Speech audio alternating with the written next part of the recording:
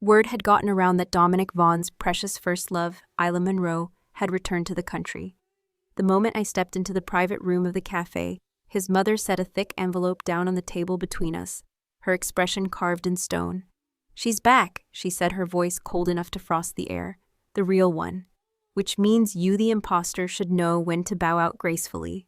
She slid the envelope toward me. $1 million. Leave my son. I looked at the envelope, brows tightening ever so slightly. She studied my face as though expecting me to scoff. "What's wrong? Not enough?" Her laugh was low and humorless.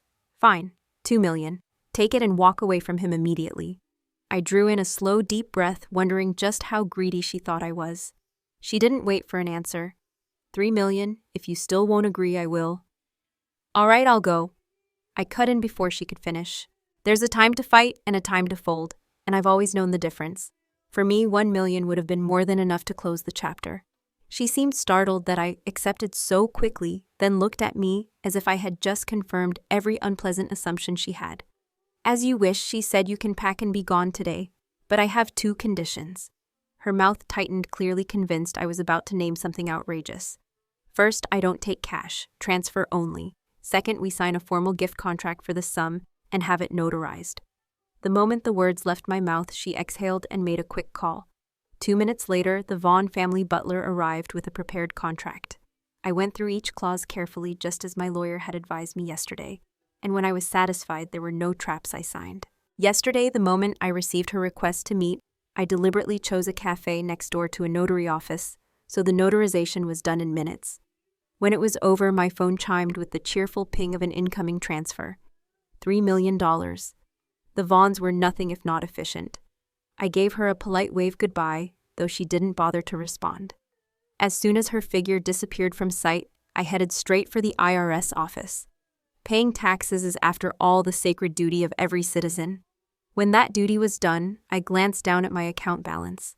My chest ached as if stabbed when I saw what was left after the taxes were deducted, but I told myself my moral red scarf was shining brighter than ever. Chin lifted, shoulders back, I strode out of the IRS building, even receiving a friendly wave from a tax officer on my way out. Outside, a sleek sedan was already waiting. It turned out to be the courtesy car from my airline. I am a woman of my word. I had told Dominic's mother I would leave today, and I meant it. From booking a first-class ticket to breezing through airport security, everything went like clockwork. By the time I took out my phone, the plane had leveled off at cruising altitude. The first unread text was from Dominic, sent 2 hours earlier. "Tell Mom to get a room ready. Isla will be staying tonight." Below that were 2 more messages, one sent an hour ago and one half an hour ago. "Scarlett. What game are you playing now?" I sighed. I wasn't playing anything. I'd just been too busy accepting his mother's money and slipping away to check my phone. Still, a prickling unease crept in. He wanted Isla to stay at our place. That meant he would find out I was gone.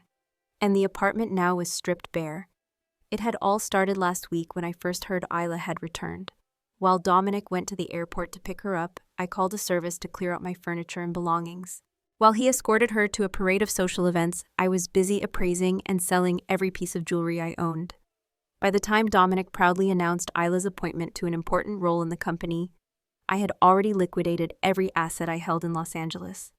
Even before his mother showed up with her offer, I had consulted my lawyer to make sure my exit would be legal and secure.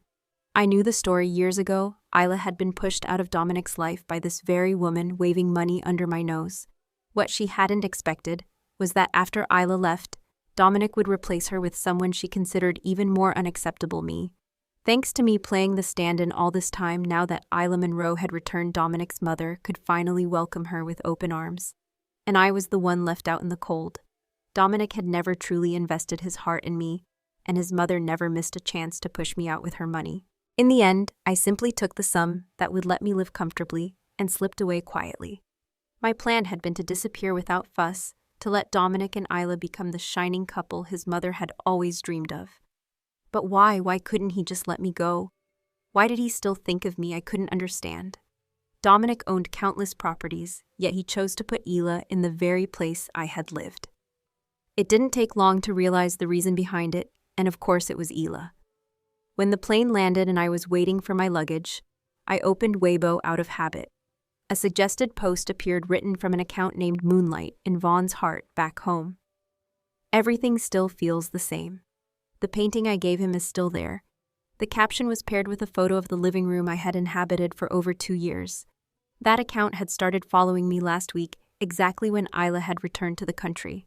Since then, it had documented every move she and Dominic made, down to the smallest detail. I remembered that after I had called the service to clear out my belongings, the living room was left with only the basics, the sofa, the coffee table, and that painting on the wall. I had even asked the movers about the painting, and they told me it wasn't worth anything, so they left it. So that worthless painting was actually a gift from Isla to Dominic. Looking at the situation now, I felt like an invisible green crown was hovering over my head, my mood sinking low enough to make me want to drown myself in liquor and call over a few beautiful young men for comfort. By the time Dominic's next text came in, I was already standing at the door of La Maison Rouge, the most exclusive spend-and-forget lounge for wealthy women in Boston. Well, Scarlett, Hayes running away from home again. Looks like I've spoiled you too much these past 2 years. So he had noticed. It was obvious he had realized I'd stripped the apartment bare and left. Ever since I'd woken up to the reality of who he was, I'd made him verbally confirm that every gift was given willingly. And I'd recorded every transaction for proof. Still, he had an entire corporate legal team at his disposal. I had no doubt he could find a way to claw back the money I'd taken, which was why it was better to spend freely now while I still could.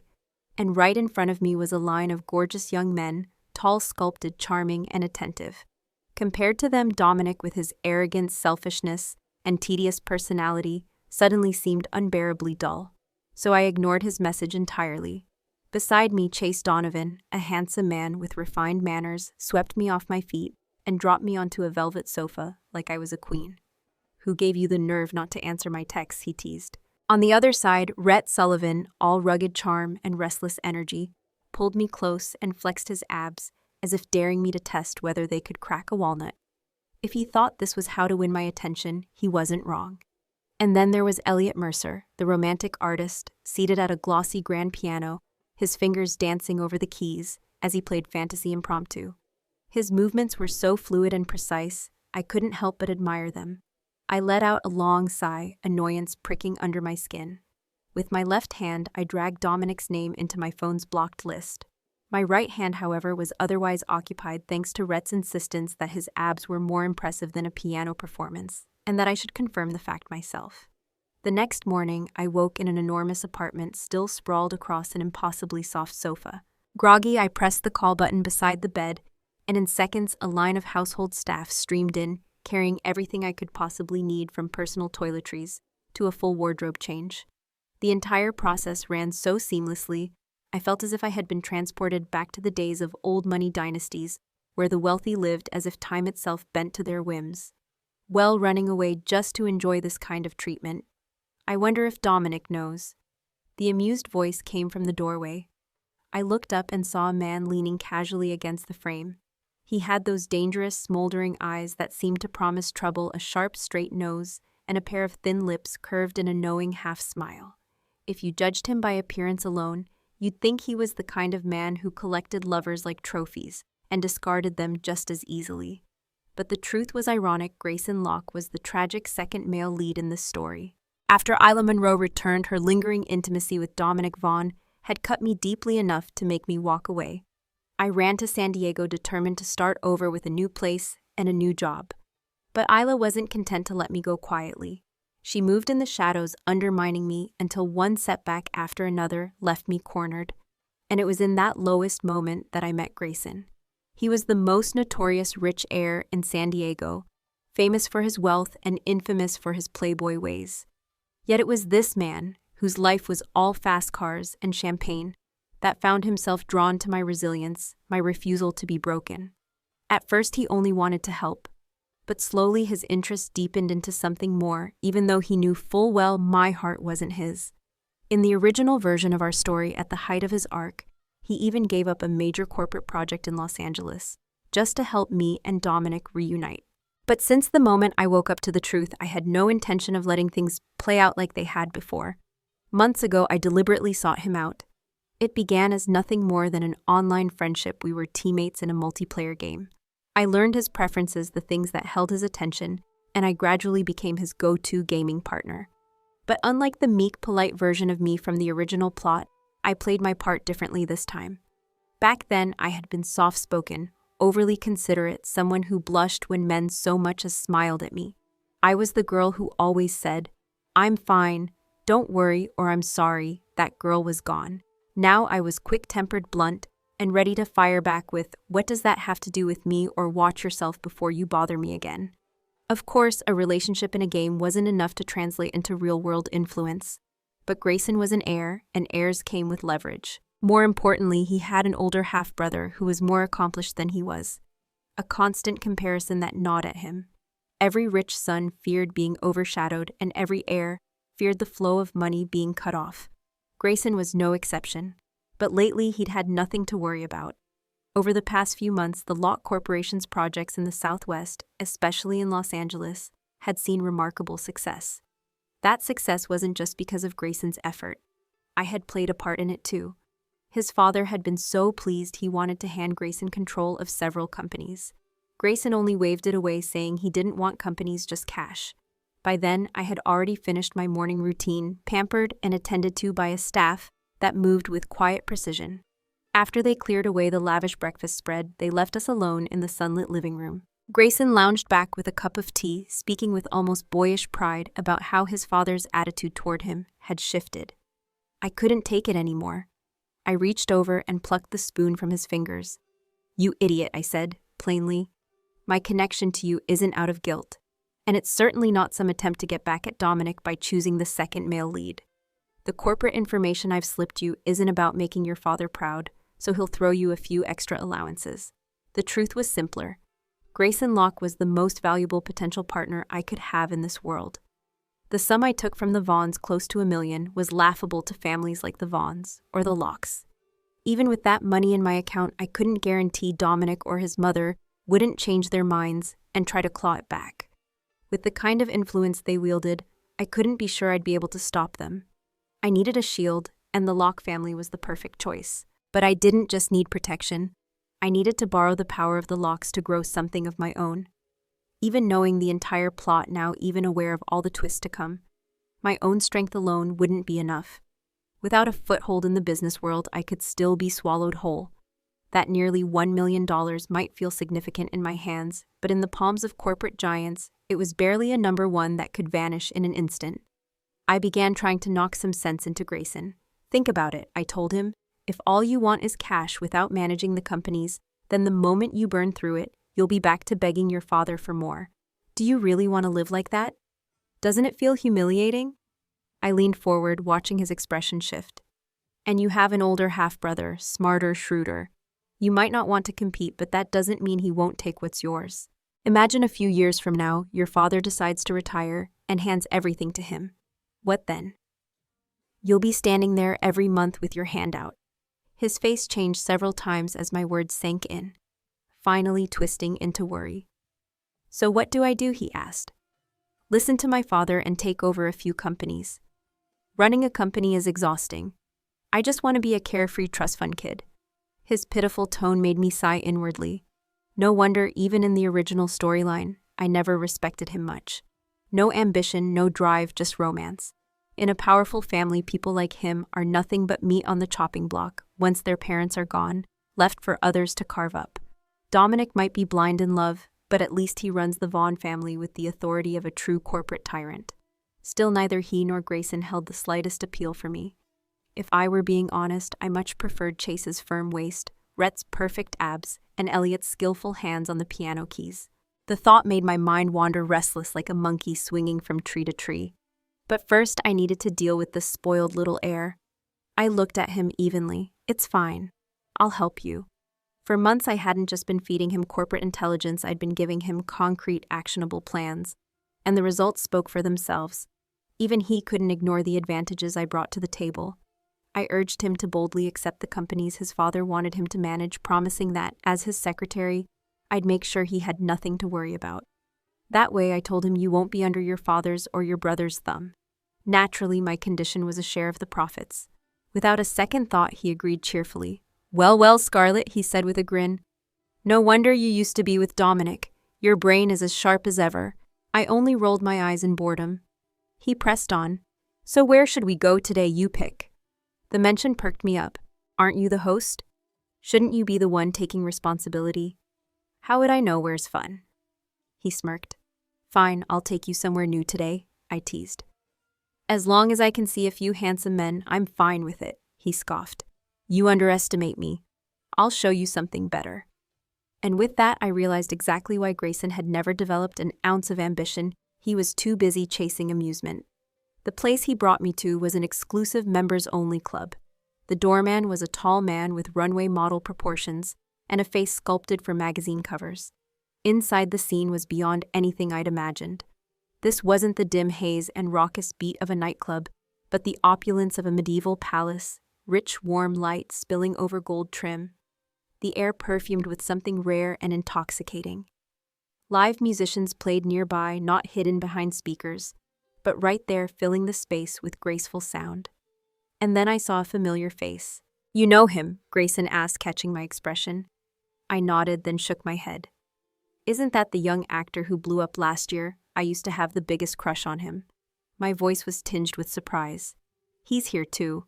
It was a reminder not to judge by appearances. I'd always thought he was the pure, obedient puppy type. Soft smiles, shy glances. No, Grayson said bluntly. He works here. What I almost choked.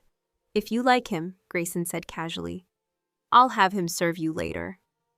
He looked at me with something like pity, as if I'd been deprived of the world's true pleasures. But I suggest you keep looking. There are much better options here. As he spoke, the so-called heartthrob glanced over at me, his eyes sparkling with mischief, adding a playful wink that all but shouted, "Pick me."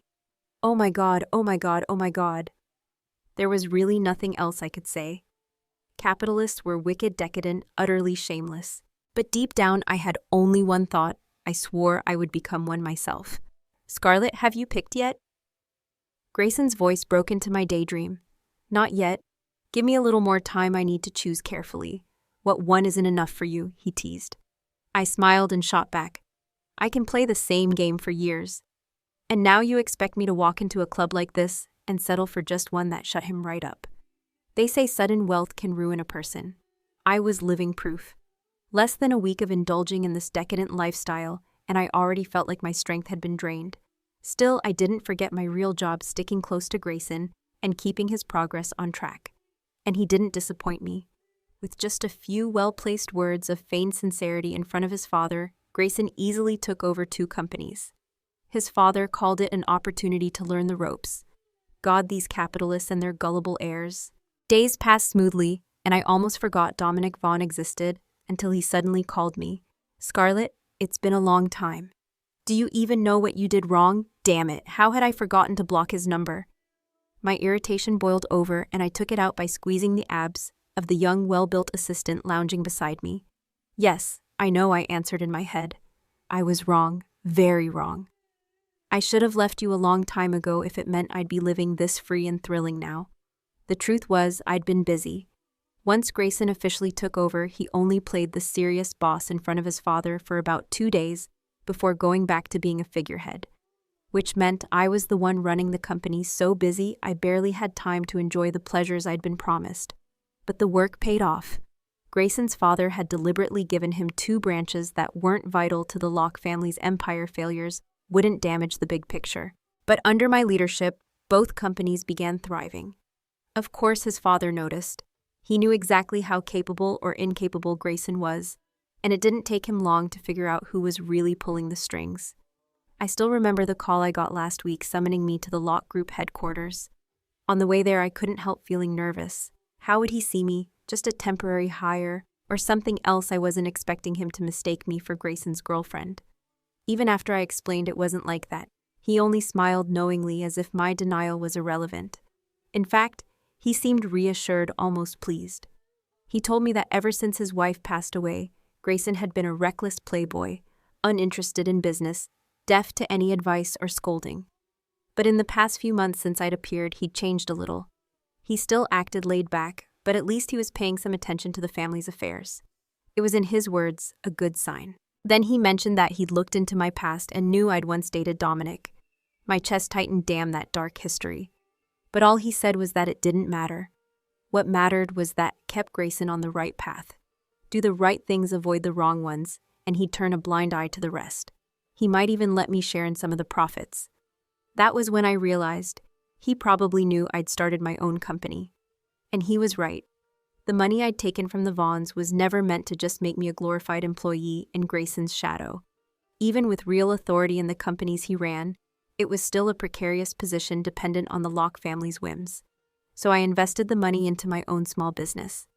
My operations specialized in providing goods and services to support the companies under Grayson's name. With almost no marketing costs and other expenses trimmed to the bone, I could undercut the market while maintaining quality. Under those conditions, there was no reason the Locke Group wouldn't choose my company as a partner. Grayson Locke was never the type to fuss over details, so he waved through every plan I laid out as long as I kept my original promise. In his words, money was money, and if it stayed within the family, all the better. With his blessing, I had no reason not to move full speed ahead. To him, I wasn't a woman or a business partner, I was a brother in arms. Which is why I could never understand why Walter Locke, his father, kept insisting I was Grayson's girlfriend. It made no sense. What kind of boyfriend spends his days partying in luxury while leaving his so-called girlfriend to grind away at the office running his companies for him? But it didn't matter what Walter believed. As long as the misunderstanding worked in my favor, he could think whatever he wanted. What mattered was keeping Grayson tied to his work, because for now, my bright future depended on him. From that point on, wherever Grayson went to indulge his lavish lifestyle, something inexplicably went wrong. If he went to a bar, there'd be a surprise fire safety inspection. The moment he threw a yacht party, the yacht mysteriously lost power mid-cruise. Grayson sat slumped on the hood of his sports car, running a hand through his hair. What the hell, I've been alive over 20 years and I've never had luck this bad. I pressed my lips together and looked at him seriously. Brother, there's something I need to tell you. He lifted his head, suspicion flickering in his eyes. Think about it. There's no way all this is coincidence. I leaned in.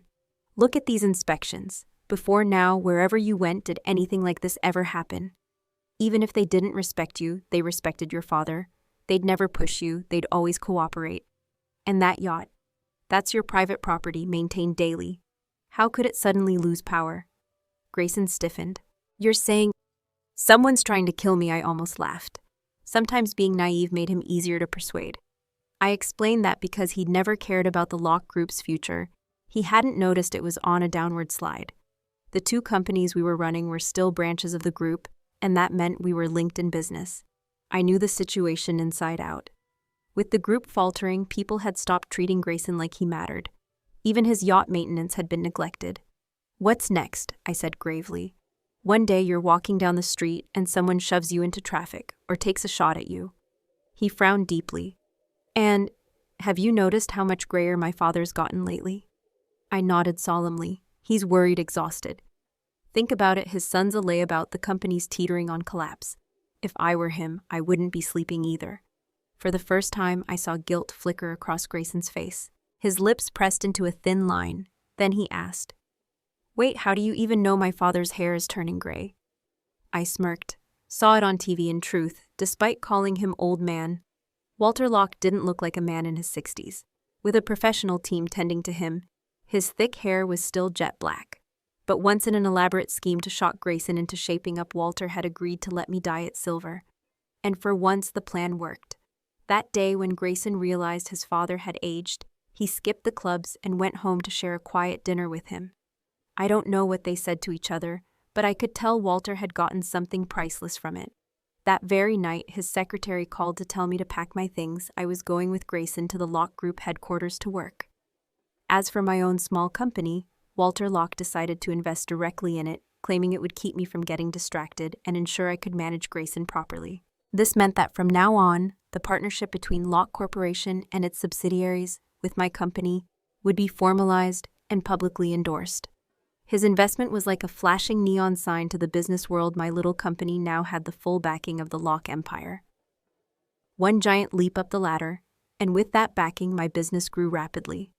I still remember Walter personally finding 2 seasoned executives to make sure everything ran smoothly. Finally, I no longer had to worry about petty operational details.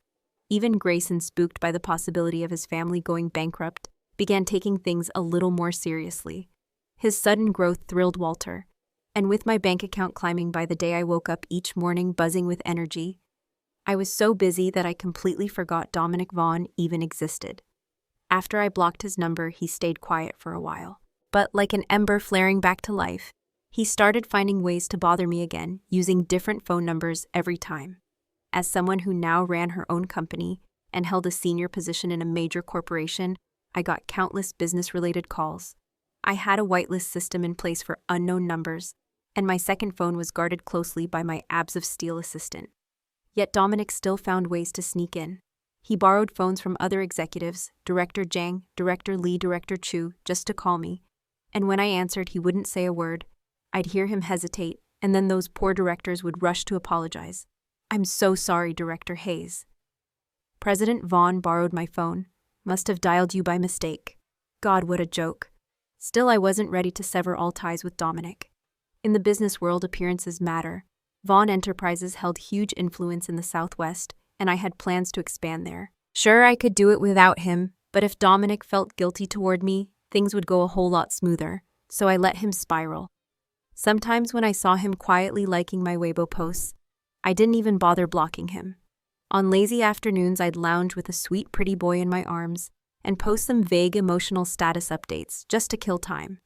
Almost instantly, Dominic would DM me. I read them all but never replied. The key was to keep him guessing, make him feel guilty, make him wonder, make him overthink. I thought Dominic was as pathetic as it got, but Isla Monroe managed to outdo him. She posted a photo so blatantly provocative, it made my jaw clench. She was draped in a silk nightgown, one strap slipping just enough to expose a teasing hint of skin, taken from her bed.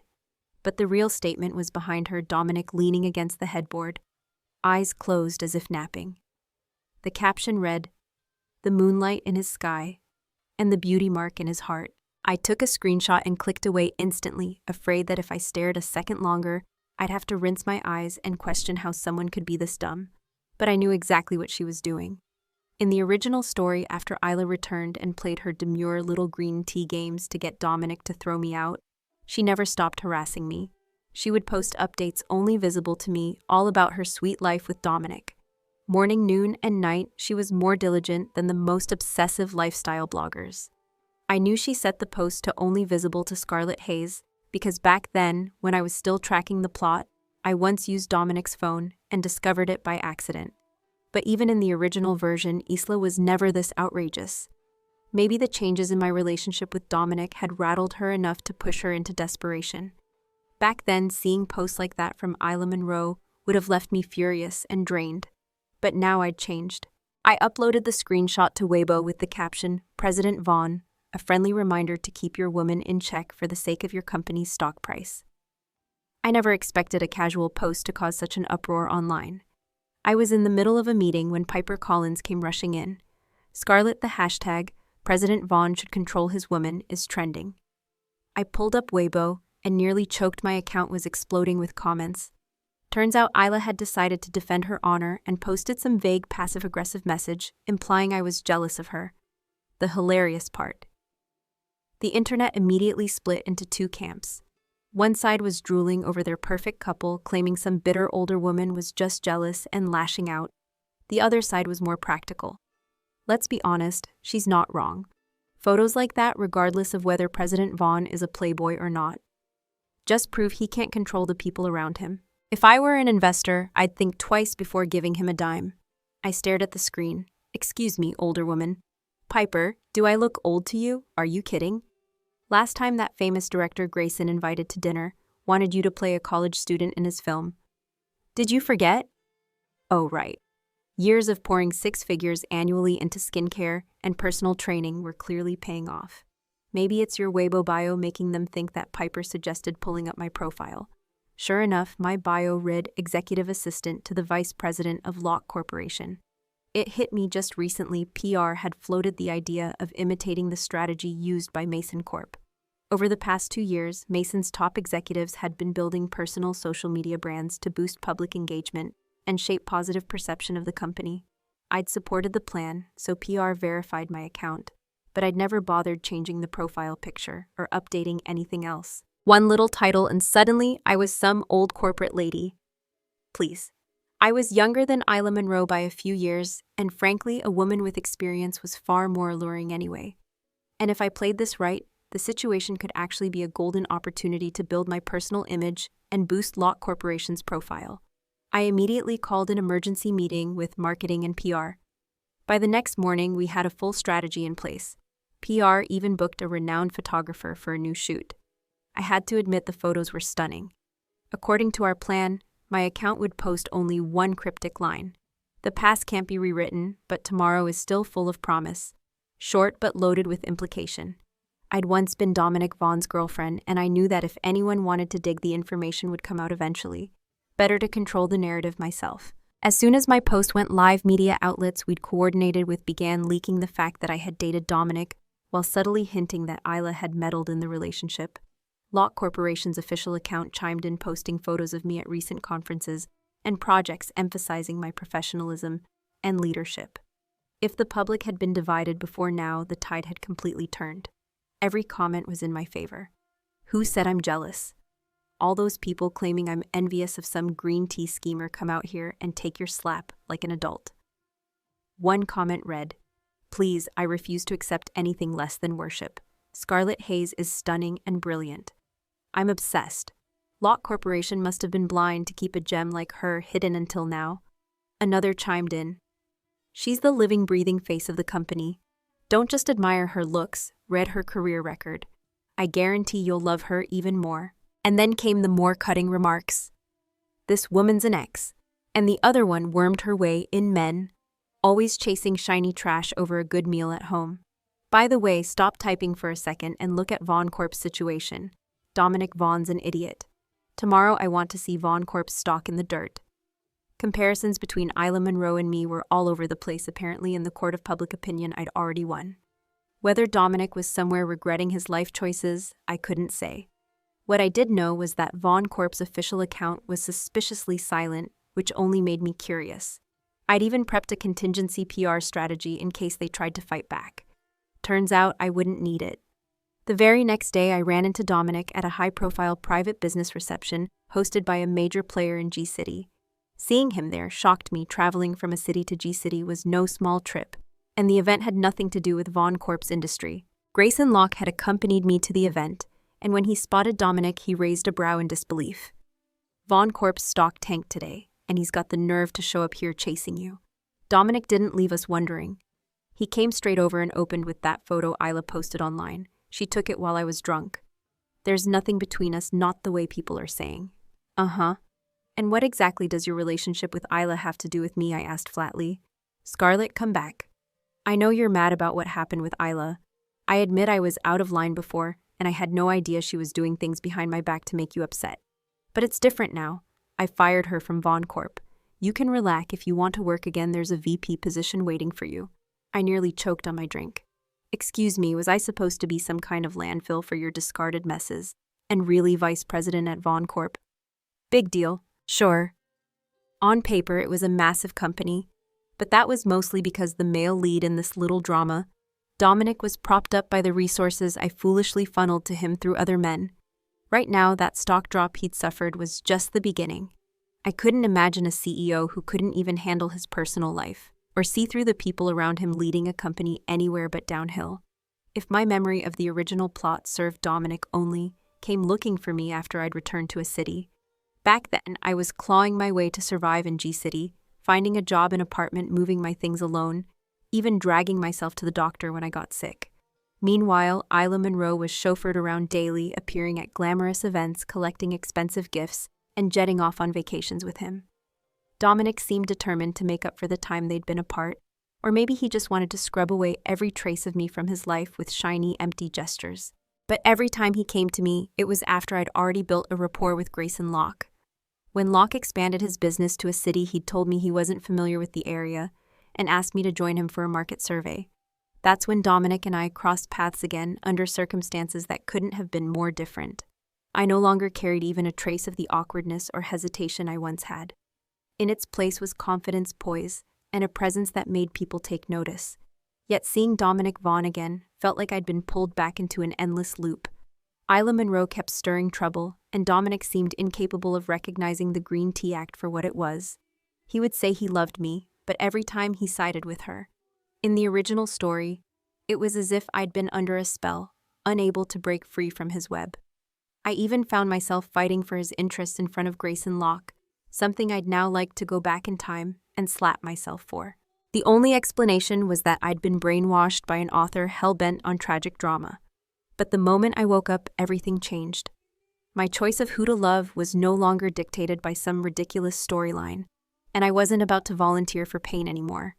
I turned Dominic down again, though this time I did it with a measured grace, leaving just enough room for retreat, not because I wanted to go back, but because I believe in leaving myself an exit in all things.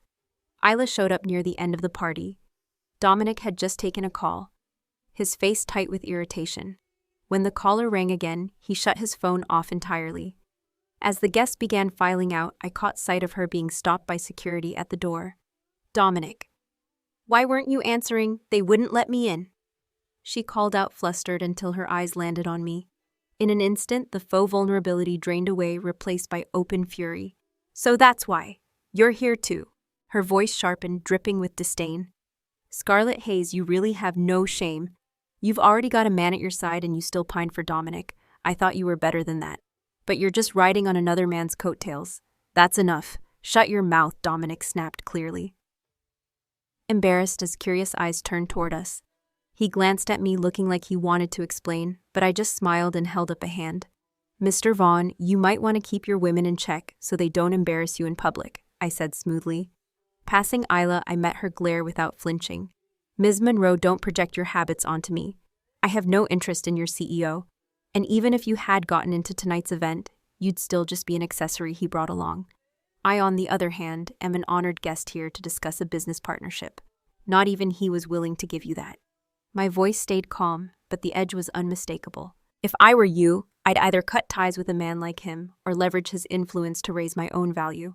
Wasting your energy on jealousy toward another woman is the least strategic move you could make. Just then, my car pulled up. I glanced at Grayson Locke as if to ask if he was riding with me. He was still wearing that faint, amused smile from the little spectacle. "You go ahead," he said. "My car's right behind yours." At a red light, a memory from the original plot surfaced after Dominic and I got back together. Isla had feigned weakness, pouting and persuading him to take her to a golden wedding anniversary for a highly respected industry elder. At events like that, guests often brought their spouses. The elder's daughter knew me personally and had planned to deliver an invitation herself. I knew Dominic's relationship with this elder and that he would certainly attend, so I told her not to bother sending another invite, but I never got one from him. Instead, I saw photos splashed across entertainment news, Dominic and Isla side by side smiling sweetly like a picture-perfect couple. I refused to abandon myself like I did then. Compared to the meek, self-sacrificing version of me from that storyline, I like who I am now much better. I like the feeling of keeping both hands on the wheel of my own life. And this was a moment worth celebrating. Halfway home, I texted my assistant. "Book us a table. Should I invite a few people to join?" Tuthian replied. 7 or 8, the usual crew, I typed back. The reason I kept him as my assistant wasn't just because he was handsome with a model's build. It was because he was sharp, efficient, and always 3 steps ahead. What I didn't expect was just how thorough Tuthian could be. He fulfilled my request without a single question. When I arrived, my jaw nearly hit the floor. The entire banquet hall was packed. The venue's event manager looked like he was expecting a tip, grinning from ear to ear. "Ms. Hayes, every A-lister in the city is here tonight." I was about to call my assistant to ask what the hell he'd done, but then I realized the problem. While stopped at a red light earlier, I'd texted him by mistake. I meant to type 7, 8 people, but somehow sent 70, 80 people. Easy to mix up at a glance, but the result was an overflowing room that felt more like a high-profile networking fair than a casual gathering. If every person here offered me a drink, I'd be passed out before dessert. Still, I decided to turn the situation to my advantage. I started making calls, CEO Yao CEO, Zhao CEO Ouyang, along with the city's most prominent heiresses from the Li He and Ma families, inviting them all to join. People say men drink to talk business, but women are no different. Before long, even the top male models in the city had shown up, which delighted not just me, but all my friends. The result, for the entire next month, I was signing contracts left and right with new partners. Unfortunately, word got out about my little 80 male model stunt. The first person to confront me was none other than Locke, Grayson's father. Despite my delivering stellar financial reports over the past 2 quarters, it seemed he was still less than pleased. "Ms. Hayes, do you know the real reason I brought you into Locke Industries?" I tilted my head. "Because I'm exceptional? Or maybe because I've helped Grayson grow as a leader?" He stared at me with thinly veiled impatience. "Do you know why my son listens to you so closely? Because we staged that little drama to make him think the family was on the brink of collapse." Walter clearly had no interest in bantering further. He signaled to his assistant, who placed a thick folder in front of me. If I'd ever thought my success came solely from my own brilliance, this file was a slap in the face. It turned out that every step I'd believed to be my own clever maneuvering, the chance meeting with Grayson in the game, our easy camaraderie, the smooth founding of my small company, had been nudged along by his father's hand. "Grayson genuinely likes you," Walter said evenly. "He's been by your side because of it, helping you reach where you are now. But I'm telling you plainly, I don't approve of the way you're living. I don't want you hurting my son. So let's speak frankly. You have 2 options." His eyes hardened. "1, marry Grayson. You'll be a Locke daughter-in-law, and if you want to continue working in the company, I'll give you a seat on the board. But once you're part of this family, you'll follow our rules. 2, walk away from Grayson, and I'll take back everything I've ever given you." So there it was. Walter Locke trying to strong-arm me into marrying his son. In the original storyline, I knew he had 2 sons, but the younger one, Grayson, was his favorite. Otherwise, Grayson wouldn't have been powerful enough to sacrifice family interests just to please me as he did before. But I never expected his father to resort to outright coercion. Both paths he offered were unacceptable.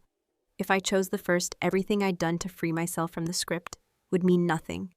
If I chose the second, all my hard work would vanish. And I knew Walter's threat to take back everything didn't just mean my role in Locke Industries. I kept my voice calm. "Mr. Locke, I'm not choosing either path. Forcing a woman like me gets you nothing. If you have a problem, talk to your son directly." The man who'd spent decades commanding boardrooms looked like he wasn't used to having his authority challenged. As I turned to leave, the sharp crash of shattering porcelain rang out behind me. I kept my back straight as I walked out of the Locke estate. Not long after Grayson found me, we stood in silence for a long moment before he admitted everything, his version almost identical to what I'd already read in his father's file. It was almost laughable. I'd believed that every step forward I'd made was purely the result of my own hard work, only to find out it had been the indulgence of powerful men pulling strings behind the scenes.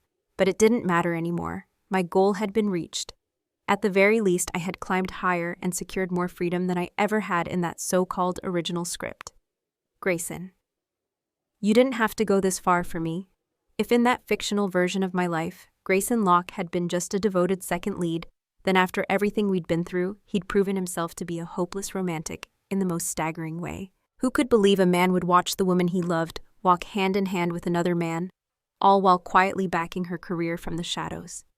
If I told you I'd lived another life, one where you had to choose between me and Dominic Vaughn, and you gave up your freedom, even your life for him, would you believe me?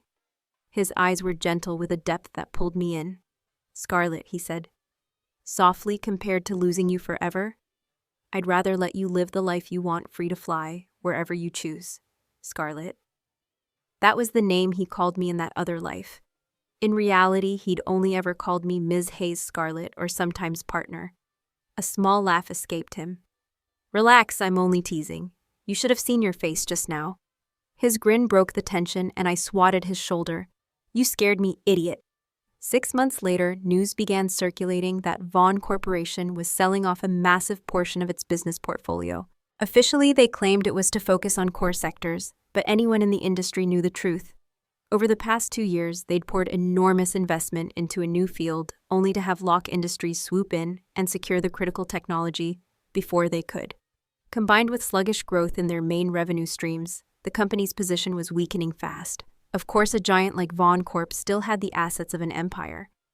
They weren't about to collapse overnight, but I had the upper hand. I knew every weakness in their operations because in that other life, I'd been the one struggling to patch them up. And this time, I had more than just information. I had resources. With Grayson working in sync with me, it was only a matter of time before Vaughn Corp found itself on the brink. One night, we sat by the river at a quiet bar, raising our glasses in celebration of what we'd accomplished. By then, I had already left Locke Industries. To keep me clear of trouble, Grayson had agreed to take over as CEO, just as his father had wanted.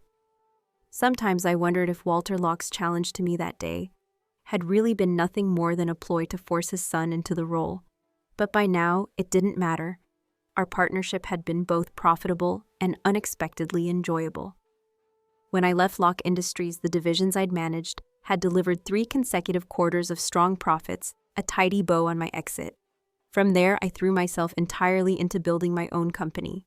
At first, my business grew alongside Locke Industries, holding its own in the market. But once I had full control, I started expanding into new sectors. Relying solely on others was a risk I would never take again. One of my boldest moves was acquiring the very division Vaughn Corp had just sold off. It was pure poetic justice. This was the same business unit that in the original storyline had been the centerpiece of a fierce battle between Vaughn Corp and Locke Industries. Back then, Grayson had given it up for my sake. Now I was the one taking it back and handing it to him. Given Vaughn Corp's current desperation, the deal was practically a giveaway. If Dominic ever learned I'd turned around and passed it straight to Grayson, he'd probably choke on his morning coffee. When Grayson hinted at knowing, I simply smiled without confirming. In hindsight, keeping a thread of connection to Vaughn Corp had turned out to be surprisingly useful. The next time I saw Isla Monroe was at an industry expo in Seattle. She was speaking with a potential client, and when the deal closed, she let out an unrestrained, joyous cheer. If the Isla I once knew had been all delicate fragility and coy vulnerability, the woman before me now radiated strength and grit. Her clothes were less polished than before, but there was a new vitality about her. By the time I left the expo, rain was pouring down in sheets. My driver had dropped me off earlier and gone to handle another errand across the city. It would be a while before he could return. The rideshare app on my phone estimated over an hour's wait. And then out of nowhere, Isla appeared. Back at the expo, I'd thought I was imagining things. Now standing in the downpour, there was no mistaking her. The rain was coming down in heavy sheets, the kind of storm that made it impossible to get a ride. "If you don't mind," I said quietly, glancing at her, "I can give you a lift." Isla Monroe's head lifted abruptly, her eyes avoiding mine. "Of course, if you'd rather stand out here for an hour or two, forget I said anything." She rattled off an address in Bellevue. We didn't speak for the entire drive. I figured she still hated me, just as I still hated her. Mutual disdain had a way of filling the air like smoke, thick, choking, unspoken. As we neared her stop, she couldn't resist one last jab. Wearing heels like that, most people would be exhausted after a few steps. Guess today's an exception. My lips curved faintly. "Funny words coming from you, Isla." "Scarlett Hayes," she shot back, "hearing your voice is exhausting." That was when it happened, the deafening screech of tires slicing through the rain. Out of the corner of my eye, I saw a semi-truck barreling toward the right lane, swerving wildly out of control. And the very woman who had just told me she hated me gripped the wheel, using her own car as a shield. The impact was bone-shattering. The world spun violently, light and sound collapsing into chaos. Then darkness. I had no idea how long I was out. Could have been a second, could have been an eternity. "Scarlett, Scarlett, get out." Her voice was weak, almost swallowed by the storm. From my angle, Isla looked like she'd been torn apart, blood matted in her hair, her face pale and trembling. I fumbled for my seatbelt, but the car had flipped and the strap was jammed. I reached for hers instead. Don't bother with me," she said hoarsely. Warm blood slid from my forehead into my eyes, painting the world in a murky red haze. "Shut up, Isla. I've always hated you," she whispered. "If I could do it all over again, I'd probably still be jealous of you, still try to hurt you, but I've always admired how you shine. You made me want to try living differently. Turns out having control over your own life? It's incredible." "We might die here," I murmured. I know she choked out tears mixing with the blood on her cheeks. "I'm sorry, Scarlett. I shouldn't have been driving you. I never thought the first time I tried to be decent would end up killing you. Next life, I'll make it up to you." She struggled against her seatbelt, using the last of her strength to try to free me. Her hands shook violently. I could feel the desperation in her movements. It was too late. The truck that hit us was hauling a full tanker of fuel. Somewhere something ruptured and the sound of liquid spilling across the pavement filled the air. A blinding flash swallowed us both, then silence. When I opened my eyes again, I was in my own bed. The world was still. On the nightstand, a paperback romance novel lay open its pages, telling the same tragic, twisted love story I'd once known by heart.